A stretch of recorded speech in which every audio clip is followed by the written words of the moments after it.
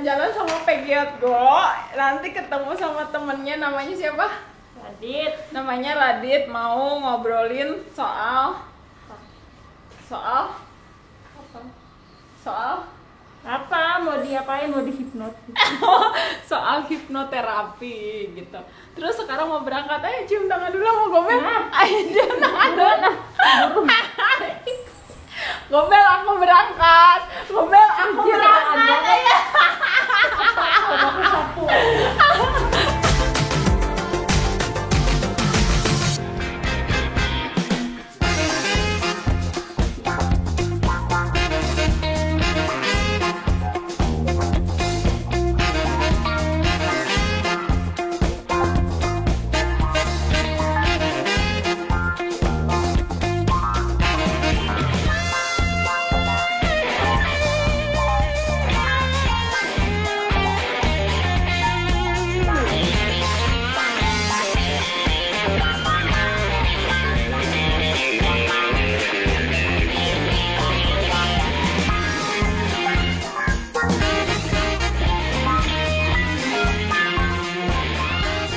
Aku sekarang lagi sama siapa manggilnya? Radit. Nah, Mas Radit ini, aku sih dengernya kalau misalnya Ega bilang hipnoterapi. Itu sebenarnya apa sih? Ya, jadi mungkin lebih tepatnya kalau jadi dari 2015 sampai 2020 kemarin, gua tuh lebih cocoknya disebut sebagai praktisi hipnoterapi atau hipnoterapis gitu ya. Cuma mungkin sekarang gue agak sedikit berubah. Gue lebih cocok tuh dipanggilnya sebagai personal development coach atau online coach gitu. Jadi basically kerjaan gue itu ngebantu orang-orang dengan coaching untuk ngebantu dia ngatasin stres, ngatasin kecemasan yang berlebihan gitu. Dan intinya adalah ngubah mindset lo dari yang tadinya mungkin lo ngerasa punya ketakutan tertentu, jadi lo bisa tenang, lebih rileks, lebih pede. Kira-kira gitu sih. Mau ditanya apakah banyak yang stres ya pasti ya. Apalagi belakangan ini kan yang lagi pandemi, terus potong gaji, terus yang kayak gitu-gitu. Ya. Yang paling aneh apa sih? Yang paling sebenarnya tuh biasa aja menurut kita, tapi ternyata orangnya tuh bisa sampai stres berlebihan. Sebenarnya yang seperti yang lo bilang, banyak memang orang yang stres, cuma mungkin nggak kelihatan di permukaan gitu. Tapi kalau kita bisa menelusuri gitu ya apa yang orang rasain, sebenarnya banyak orang yang ngerasain stres gitu. Dan kalau gue pribadi nganggap itu sebenarnya semua normal, nggak ada yang abnormal sebenarnya. Jadi orang stres ya biasa, it's just a part of life lah kayak gitu. Kalau ditanya apa yang aneh atau yang paling aneh, buat gue nggak ada yang aneh sih. Cuma memang belakangan ini ya banyak orang yang punya kecemasan soal kesehatan sih. Jadi kayak misalnya orang percaya nggak percaya, banyak orang takut mati sel. Jadi kayak gimana kalau gue kena ini, gimana kalau gue kena penyakit ini, gimana gue kalau nanti bla bla bla bla bla bla. Biasanya sih banyak sih ketakutan soal itu. Buat orang-orang kayak kita yang biasa aja ngejalanin hari-hari, mungkin ya kesannya orang itu lebay gitu ya. Tapi ya di mata orang itu ya it's real gitu, ketakutan mereka nyata gitu. Dan itu kalau kita telusuri itu memang pasti ada akarnya gitu. Itu lebih ke dari diri sendiri ya? Dari pikiran lo lebih tepatnya. Ketika misalnya lo nih terbiasa nih masukin dalam tanda kutip sampah lewat berita, lewat obrolan yang gak penting, lewat bacaan-bacaan share WA tuh yang macam-macam itu, akhirnya orang itu ya membentuk imajinasinya sendiri kan. Wah, gue nanti kena ini nih, gue nanti kalau ini berbahaya banget gimana nih. Padahal sebenarnya kenyataannya nggak semenakutkan itu. Padahal orang harusnya sih bisa santai aja. Aku nggak ngerti itu bisa jadi suatu pendidikan khusus, karena kadang-kadang kan kita suka kayak gue nggak mau dengerin itu nggak penting. kayak ada itu kan, maksudnya nutup diri untuk beberapa hal. Kalau misalnya udah sekiranya negatif, jelek, merugikan, kayaknya udah tertutup aja deh daripada kitanya terserang gitu. apa pelajaran kayak gimana yang biar kita bisa kayak, ya aku kira semua orang bisa begitu maksudnya, cuman pelajaran yang seperti apa biar orang juga. Menariknya justru ketika orang punya sikap kayak lo, itu bagus banget sebenarnya. Idealnya kayak gitu. Ini nggak penting nih, nggak usah gue tonton kan. Harusnya kan gitu ya. But the problem is banyak orang justru udah tahu takut malah dicari. Kepo. Contoh nih misalnya, dada gue kok tiba-tiba ngerasa nggak enak. Parno langsung. Kenapa nih? Apa yang dilakuin? Googling. Cari artikel-artikel kesehatan yang gue ngerti sebenarnya di luar sana itu kan banyak artikel kesehatan yang ngasih info, tapi pada kenyataannya ketika kita baca artikel-artikel itu biasanya nih yang sering terjadi, kita bukan ngerasa tenang dapat solusi, tapi malah ngerasa wah jangan-jangan gue kena ini, jangan-jangan gini, udah tuh makin panik, makin bersalah gitu biasanya tuh sensasi. Orang kalau udah cemas tuh ada sensasi sedikit aja jadi kayak bergejolak banget ya. Iya, terus tiba-tiba kok gue jadi sering bolak-balik ke kamar mandi. Kenapa nih? Browsing lagi. Wah, jangan-jangan diabetes nih, jangan-jangan apa. Biasanya dari situ makin panjang biasanya. Itu yang sebenarnya kalau orang punya sikap kayak lo tadi, ini nggak penting nih, nggak usah gue baca, clear gitu. Tapi yang terjadi orang malah kepo. Kalau gue boleh bilang ada istilah garbage in, garbage out. Kayak background lo IT bukan? Background lo apa sih? Ekonomi. Biasanya di orang IT tuh ada istilah itu, garbage in, garbage out. Kayak kita masukin data nih ke komputer, salah, outputnya pasti salah, error. Pikiran manusia kayak gitu juga. Lo masukin sampah nih, membaca sesuatu yang nyeremin, gak enak. Outputnya akhirnya apa? Lo kayak ngerasain kecemasan gitu. Lo mau ngelakuin sesuatu, kayak lo misalnya senang naik motor, itu pikirannya 1000 kali. Jangan-jangan kalau gue jatuh gimana, kalau gini, kalau gitu. Kayak gitu. That's why penting punya sikap kayak lo tadi tuh.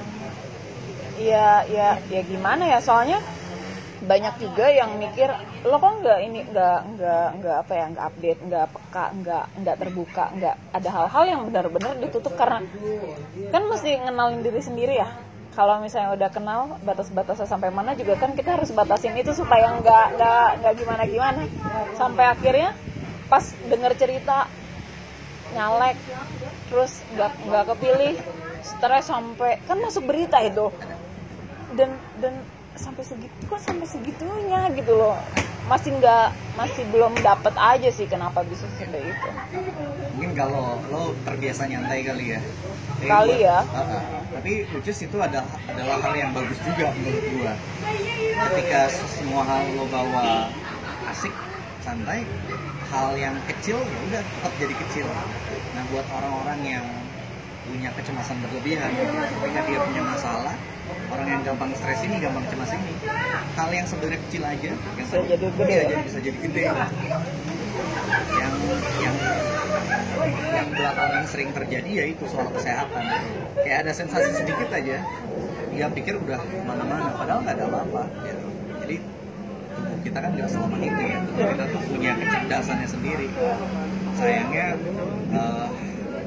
kalau orang udah ketakutan, dikuasai rasa cemas itu, dia jadi nggak bisa berpikir normal gitu. Jadi penting banget emang ngebiasain sikap-sikap kayak lo tadi, lebih santai, lebih relax. Kalau lo santai, udah badan lo sehat-sehat aja. Berarti untuk ngasih tahu mereka itu gimana? Maksudnya ya udahlah santai aja, cuman nggak mungkin semudah udahlah gitu. Ya, makanya ada profesi kayak gua. Biasanya kalau dia dikasih saran sama temen ya udah lo santai aja, dia pasti bakal tetap resisten. Nggak segampang itu gitu kan, dia pasti bakal susah gitu. That's why disitulah orang yang kayak gue masuk untuk membantu dia dengan teknik. Jadi kalau kita pakai teknik bantunya, orang itu akan lebih mudah dengar apa yang kita obrolin. Orang itu jadi lebih mudah dibantu untuk tenang. Jadi kuncinya pakai teknik gitu. Mirip kayak orang nyanyi, misalnya lo seneng nyanyi gitu, lo ketemu part nada tinggi, lo pakai teknik vokal sama lo nggak pakai teknik vokal, pasti lebih mudah kalau lo pakai teknik vokal. Kira-kira kayak gitu. Kebetulan teknik yang gue pakai dari 2015 sampai 2020 itu adalah hipnoterapi gitu. Kan background gue S1 psikologi di BINUS ya. Dulu gue emang tertarik tuh dengan dunia psikologi, perilaku orang. Kenapa sih orang kayak gini, orang kayak gitu. Sempet pengen jadi psikolog, cuma di pertengahan jalan gue akhirnya lebih jatuh cinta sama metode itu karena menurut gue itu metode yang efektif membantu orang gitu. Dan sekarang sih gue mengcombine hipnoterapi dengan metode-metode lain yang menurut gue efektif. Jadi ketika gue combine satu metode dengan metode yang lain, itu hasilnya lebih efektif lagi. Makanya sekarang gue lebih cocok disebut personal development coach atau coach pengembangan diri. Karena gue nggak melekat lagi pakai metode hipnoterapi aja kayak dulu. Kalau dulu mungkin praktisi hipnoterapi kan namanya. Kalau sekarang gue lebih pakai metode lain juga. Jadi kalau pakai teknik lebih gampang membantunya. Berarti membantu orang yang bermasalah. Ada nggak sih yang nggak masalah tapi? Ada. Basically profesi kayak gue nih bukan cuma ngebantu orang yang punya problem self, tapi orang yang udah oke, sehat, tapi pengen improve. Misalnya lo santai, lo kemana-mana normal, ya biasa aja gitu kan. Tapi misalnya nih, ketika lo public speaking, mau ngomong depan kamera, tak kenapa lo sering gemeteran atau nervous. Nah itu bisa dibantu juga. Jadi lo orang normal, tapi lo pengen mengimprove skill public speaking lo. Lo pengen punya mindset yang benar supaya ketika lo ngomong di depan kamera atau di mana itu lebih santuy, bisa. Jadi nggak cuma buat orang yang punya masalah sebenarnya. Jadi buat siapa aja bisa. Soalnya kan hipnotis itu kan orang yang positif negatif ya. Kalau misalnya dijadikan ini berarti banyak banget ngebantu orang yang ada pengembangan diri, punya masalah gitu. Tapi banyak juga yang negatifnya, yang jadi ya pokoknya tiba-tiba nggak sadar lo disuruh ngapa-ngapain menurut aja. Ya kan? Atau itu berbeda? Yang biasanya orang umum dengar ada yang seperti itu. Jadi hipnotis itu ada yang bagus, ada yang jelek. Nah, satu hal yang perlu lo pahami, jadi yang selama ini kita dengar di media gitu yang namanya hipnotis kejahatan, itu sebenarnya bukan hipnotis, tapi sebenarnya itu kayak kejahatan penipuan biasa yang pakai persuasi. Jadi kalau ada orang nih misalnya nih katanya, gue ditipu terus gue nggak sadar, terus gue akhirnya nyerahin ATM gue atau duit gue atau emas gue ke orang, itu cuma cerita yang biasanya sepotong. Kalau lo gali cerita yang lengkapnya, itu pasti orang ditepok, diajak ngobrol, dipengaruhin. Misalnya nih, orang yang jahat tadi itu ngaku-ngaku,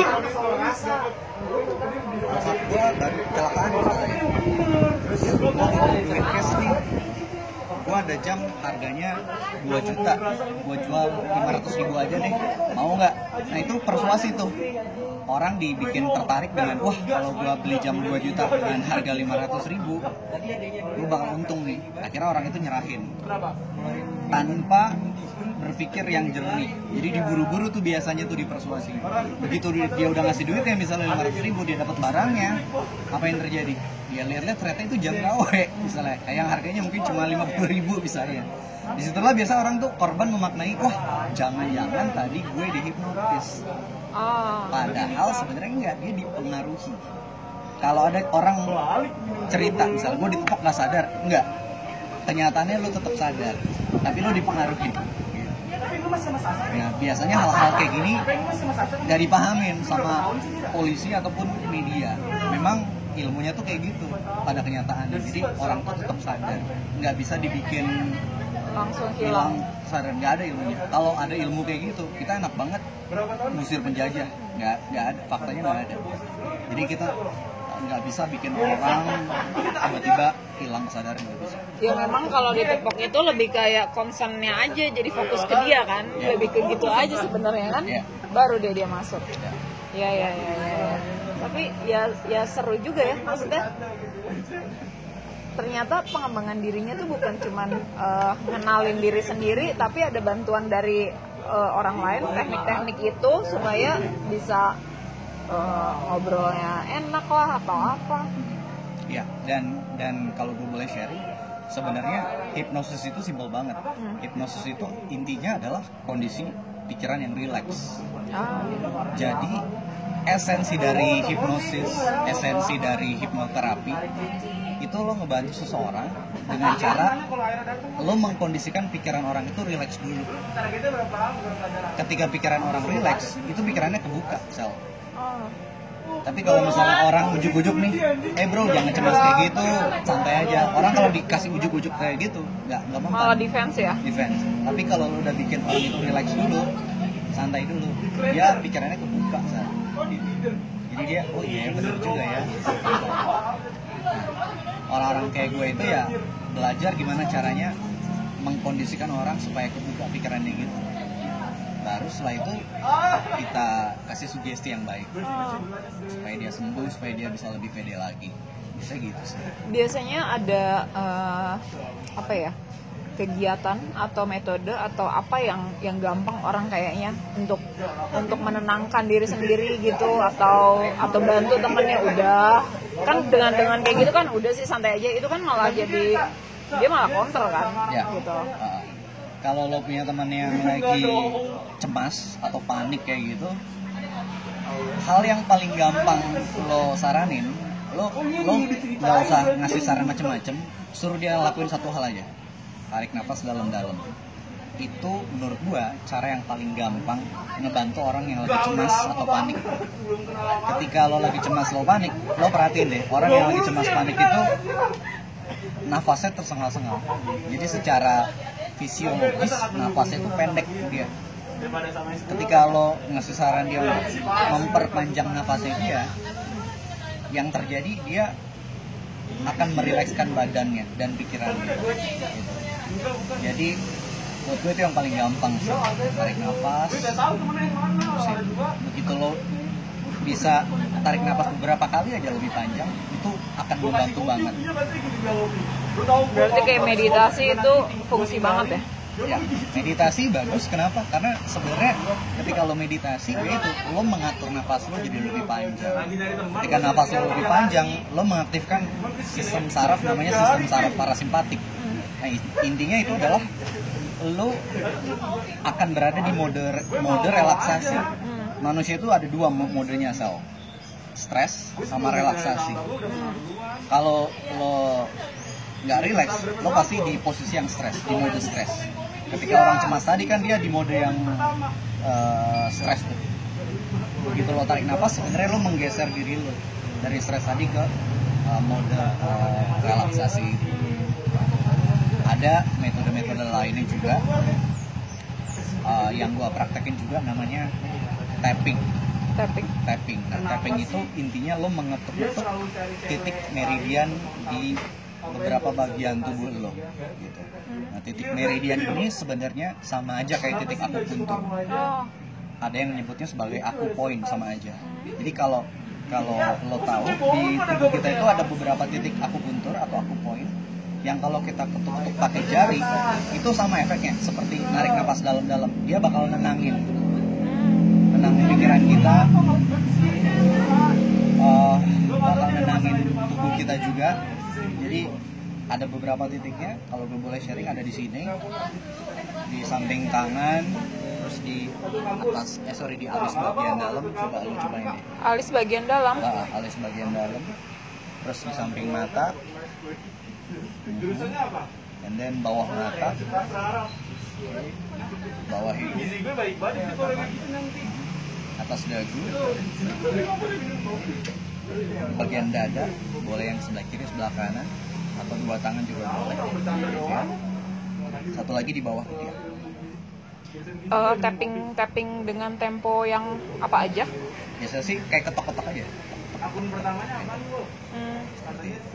Nah, yang terjadi ketika lo melakukan ketuk-ketuk ini, lo tuh ngirim, istilahnya adalah lo ngirim calming sinyal yang menenangkan.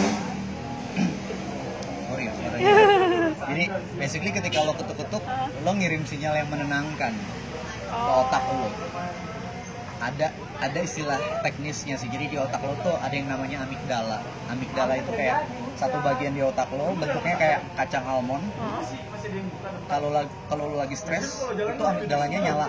Kalau kita lihat pakai alat khusus nyala. Begitu lo ketuk-ketuk, nah amigdala itu jadi redup, jadi tenang. Kayak sama nggak sih treatmentnya kalau misalnya orang lagi marah-marah diusap-usap gitu ya berarti ya?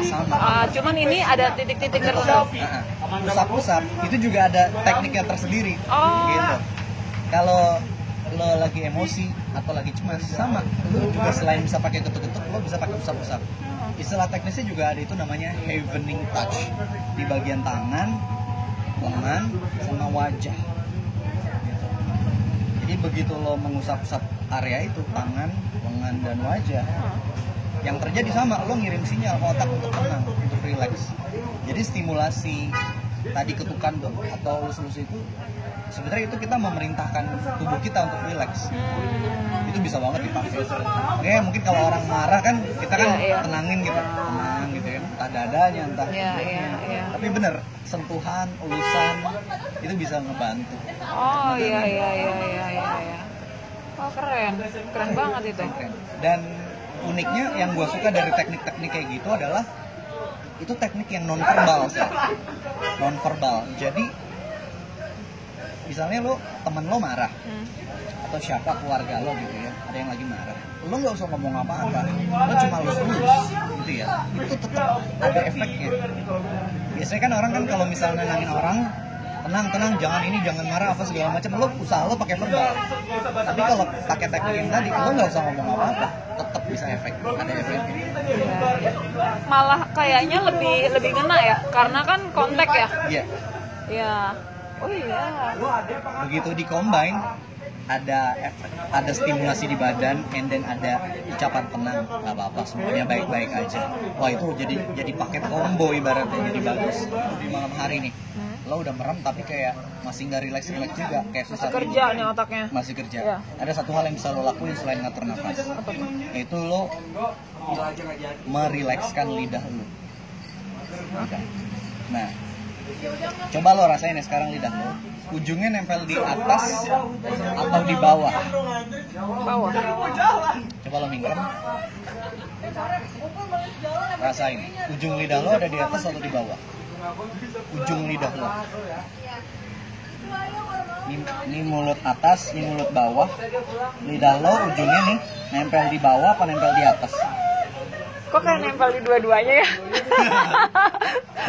Tunggu di mana ya? Kayak nggak menekan ke atas atau menekan ke bawah sih? Oke. Biasanya mayoritas orang nempelnya tuh di atas biasanya. Tapi kalau lo lagi relax, itu lidah lo akan cenderung plek, istirahat di bawah. Jadi kalau lo pengen merilekskan pikiran lo yang overthinking itu, coba lo rasain, sengajain gitu ya, lidah lo nih, ini mulut atas, mulut bawah, taruh lidah lo, ini lidah nih, taruh di plek, lemesin. Dan dia jadi kayak meregang gitu, kayak lebih relax. Iya. Kalau lo mengucapkan huruf N, ujung lidah lo di atas apa di bawah? N. Atas. Kalau lo mengucapkan huruf M, lidah lo masih nempel di atas apa ke bawah? Bawah. Nah, lo pengen memposisikan mulut lo kayak gitu, M. Nggak nempel di atas kan? Kayak gitu. Atau satu lagi, dan ini lebih ampuh lagi. Posisikan mulut lo itu seperti mengucapkan huruf NG, eng. Itu juga lidah lo relax. Dan kelebihan NG ini adalah lo bahkan bisa sambil mangap sedikit gitu. Ketika orang total relaxation, benar-benar relax banget, itu biasanya orang sampai mangap sel. Kayak lo pernah nggak? Lo atau siapa gitu tidurnya sambil mangap kayak. Yang terjadi orang itu benar-benar relax ininya nih. Lidahnya nggak tegang. Kalau orang tegang tuh gini. Tegang tuh gitu. Tapi kalau orang relax, dia tidur atau nyetir atau naik motor, dia sedikit mangap. Ada loh yang kayak gitu. Ada. Artinya orang itu lagi relax. Itu yang kita mau. Kalau kita lagi tidur, lagi meditasi, harusnya gitu. Kita pengen nenangin pikiran, harusnya gitu posisinya. ada aliran meditasi yang mungkin nyaranin untuk lidahnya ditaruh di atas. Ada sih yang kayak gitu, tapi dari pengalaman gua justru ketika lidah itu ditaruh di bawah itu lebih relax efeknya. Nggak kepikiran sampai selidah berpengaruh. Iya. Ya, hal-hal kayak gini ini bukan temuan gua sih, tapi emang ada satu tokoh namanya Anna Weiss. Dia tuh kayak guru meditasi yang ngajarin orang menghilangkan stres lewat aktivitas meditasi. Dia menemukan ternyata yaitu ketika dia meminta muridnya merilekskan lidah, itu pola gelombang otaknya berubah, langsung turun pola gelombang otak. Kadang yang sering terjadi kayak lo bilang tadi, udah merem pikirannya masih kemana-mana. Kalau diukur pakai gelombang otak itu pasti ketahuan gelombang betanya tinggi. Begitu kita relaksin lidahnya, turun gelombang otaknya. Jadi relax. Berarti identifikasi untuk kita sendiri aja bisa tahu ya seberapa rileksnya kita dari itu ya. Gua kan juga bikin konten ini di YouTube, gua sempat sharing juga, dan banyak yang ngasih komen mereka akhirnya bisa relax gitu setelah merilekskan lidahnya. Ada juga yang komen, kok saya setiap hari rahangnya tegang ya. Nah itu justru itu pasti orang yang terbiasa tegang rahangnya, itu dia pasti banyak pikiran biasanya. Jadi apa jangan-jangan aku nggak punya pikiran nih? Jadi kayaknya relax banget. Iya. Kalau kita relax biasanya sininya relax gitu. Jadi kita bisa cek gitu ke diri sendiri, selama ini bagian sini nih, bagian jaw atau bagian dagu rahang bawah sini tegang atau enggak gitu. Kalau seandainya tegang, wah berarti benar dia harus belajar ngerileksin lidahnya itu. Jadi kalau mau pakai teknik relaxing lidah, ingat aja huruf M sama eng gitu. Gitu. Itu bisa dipraktekin biasanya yang susah tidur, selalu gua kasih teknik barusan supaya mereka bisa tidur nyenyak. Teman-teman kalau ada yang mau iseng, cobain aja sekarang berbaring gitu di rumahnya. Misalnya selama ini lagi kurang tidur atau lagi banyak pikiran, cobain aja 5 menit aja, merem, terus relaksin itunya, lidahnya. Taruh lidahnya di bawah, lemesin. Bisa bentuk huruf M atau eng. Itu bakalan mempengaruhi pikiran lo jadi lebih rileks. Wah, tuh ya bisa kayak gitu. Tapi iya sih, ya maksudnya iya banget ketika dipraktekin kan langsung berasa ya. Itu bakalan jadi bekal. Selalu lagi motoran kan kemana, lo cuma butuh waktu bentar, cuma punya waktu bentar buat istirahat, pakai tuh, itu lo bisa langsung deep tidur lo, gitu. Berarti salah satu orang yang nggak bisa tidur itu juga bisa jadi dia punya banyak pikiran yang nggak bisa di apa ya, tidak terselesaikan atau dia nggak bisa kontrol. Bahkan gue bisa bilang itu bukan, kalau lo bilang itu salah satu, bahkan kalau menurut gue itu bisa jadi hampir selalu penyebab utama. Jadi orang punya banyak pikiran, ya itu yang bikin nggak bisa tidur. Pasti ada pikiran yang dia punya, ada perasaan negatif yang dia pendem, makanya nggak bisa tidur. Coba pikirannya santai, nggak ada beban, ya pasti bisa tidur. Pelor nih gitu. Pelor. Iya. Wah, udah mulai kelihatan banget tuh dari ngebatasin itu. Tapi memang sih dulu juga aku agak tertutup, bukannya agak ya, benar-benar tertutup sama kayak gitu-gitu ya, negatif. Walau sekarang ini karena memang harus ketemu sama sesuatu yang baru, dan itu belum tentu kita tahu kan itu positif atau negatifnya, jadi kayak ada batasan-batasan itu, dan sampai sekarang ini alhamdulillahnya bisa tuh aman-aman aja. Cuman kan yang balik lagi ya, kita juga kadang-kadang tidak menyadari kalau misalnya kita itu lagi stres atau apa kan, tinggal latihan untuk relax gitu. Basically kalau lo aware dengan tubuh lo, nanti lo akan paham sendiri bahwa tubuh kita tuh cerdas. Kalau dia stres, pasti ngasih sinyal. entah perasaan kita nggak nyaman, entah badan kita tegang nih, entah di leher, entah di bagian pundak, atau ada yang kepalanya jadi kencang sakit. Nah itu kalau udah muncul simptom-simptom gitu, kita tinggal jujur aja sama diri sendiri. Gue lagi ngerasain apa ya, lagi stres nggak ya. Biasanya kalau kita mau jujur pasti ada gitu. Begitu kita udah happy nih, hilang sendiri sensasi ketegangan itu, hilang sendiri. Jadi tubuh kita tuh pinter dan nggak bisa dibohongin, Sal. Misalnya nih, kita ada problem nih, kita tahu, cuma kitanya denial nih, enggak, gua motoran aja deh, atau gue shopping kayak atau apa gitu, mungkin sesaat bakal hilang. Begitu lo pulang senang-senang, pasti dia muncul lagi. Jadi memang kita butuh aware dan harus jujur sama diri sendiri. Biasanya kalau kita udah jujur nih sama diri sendiri, menurut gue tinggal dirilis aja. Salah satu cara paling gampang ngerilisnya ya pakai teknik tapping. Lo bikin video tuh di YouTube lo banyak. Intinya adalah kita ngerilis apa yang jadi beban itu. Beban-beban yang selama ini ada kita rilis supaya kita tenang, kita ringan gitu, nggak ada yang memberatkan kita, tidur kita pun jadi nyenyak biasanya gitu. Keren banget, seriusan. Kayak ya nggak pernah nyadar itu, tapi ternyata ada 1-2 yang udah dilakuin dan ya benar-benar jadi kayak pagar gitu, lumayan bentengin diri sendiri. Harus sih. Keren. Kalau kita nggak bentengin udah sel hancur pasti. Karena sekarang kita lihat sosial media, bangun pagi segala macam udah buka handphone, nggak semuanya fun dong. Banyak yang isinya toxic gitu ya. Kalau kita nggak bikin pagar, nggak bikin blog, ya pasti terombang ambing. Oke, thank you loh Mas Dik. Aku senang banget bisa ngobrol sama Mas Radit di sini.